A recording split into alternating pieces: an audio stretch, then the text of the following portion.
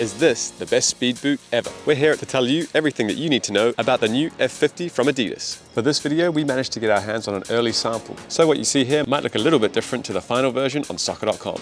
But what's changed from the previous X Crazy Fast, and how does it compare to the original F50 that was released way back in 2004? So buckle up as we start with a quick F50 history lesson. The first time we heard the name F50 was way back in 2004 when Adidas released a revolutionary looking boot which featured a webbed synthetic base and leather forefoot upper which fully covered the lacing system for a cleaner striking surface.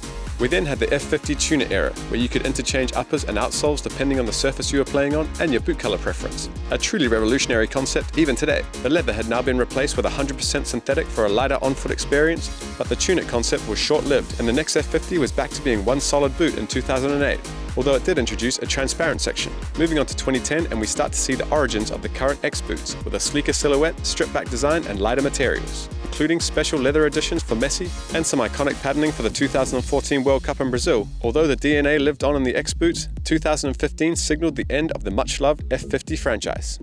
Until now.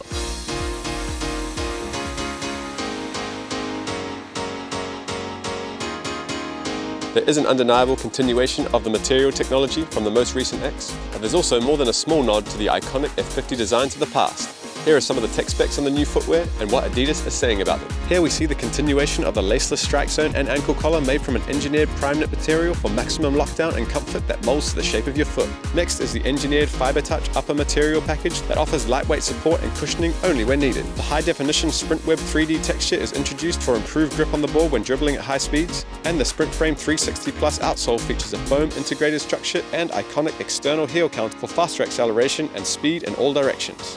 So that is the boot on paper, but how does it fit and feel on the grass?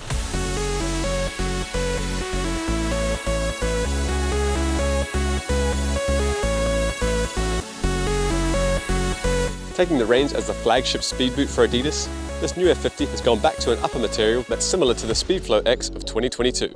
Lengthwise, these boots run true to regular sizing, and like most speed boots on the market, they run a little narrow. But thanks to the boot being made from a generally stretchy knitted material, even my wider than average foot fits comfortably into this model. They have got a nice low profile ankle collar, so there's no chance of rubbing on the ankle bone, and the slightly extended heel tab makes for easy entry into the boots. They also feature memory foam heel pods, which make your heel feel securely locked in place with no hot spots or irritation at all from the first wear. If you're looking for a really plush, cushioned touch on the ball, this isn't going to be the boot for you, but if you value an extremely thin, close to the ball feeling, you really can't get much better than this Fiber Touch upper material. Often, if the upper gets too thin, it sacrifices softness, but fortunately, that's not the case here. There's also a subtle 3D texturing across the upper that gives you an additional grip element when you're dribbling, striking, and controlling the ball. It's honestly not something that you're really going to notice when the boots are on foot, but it is quite tacky and it doesn't affect the softness of the upper in any way. Surprisingly, one of the things that hasn't changed that much from the 2015 version is the outsole. And that's one of the things that made the original F50 so popular in the first place. Extremely lightweight and shaped in a way that hugs your heel in place to prevent slipping, the Sprint Frame 360 Plus outsole was a stroke of genius from the Adidas design team when it was introduced on the 2010 model, and has been a staple of the F50 or X franchise ever since. Using a combination of bladed and triangular shaped studs, you get a nice responsive feeling when taking off and changing direction in the FG model. And if you're looking to play on other surfaces, the Sprint Frame outsole has been adapted to AG, turf and court configurations as well. On the scales, in a size 9 US, they clock in at 6.2 ounces, putting them right up there with some of the lightest footwear in the game. And the Nike Mercurial weighs 6.6 ounces and the Puma Ultra tips the scales at 7.4 ounces. And while the new F50 Plus isn't quite as light as the previous Crazy Fast Plus, it does feel quite a bit more responsive on foot. At $260, they are priced at the top end of the speed cleat spectrum, and while that might seem expensive, you are paying for a seriously high-performance pair of cleats here.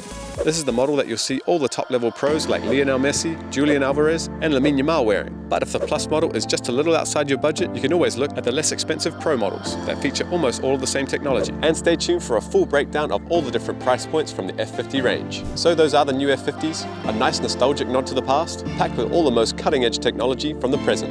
And personally, I was happy to see a slight reversion back to the previous model of the X, which I honestly felt was a near-perfect speed boot. But what do you think of the new boots? Let me know in the comments, like and subscribe to the channel if you enjoyed the review, and if you want to shop a pair of the F50s, you can check them out now at SOCCER.COM. I'm Sam, and I'll see you in the next video.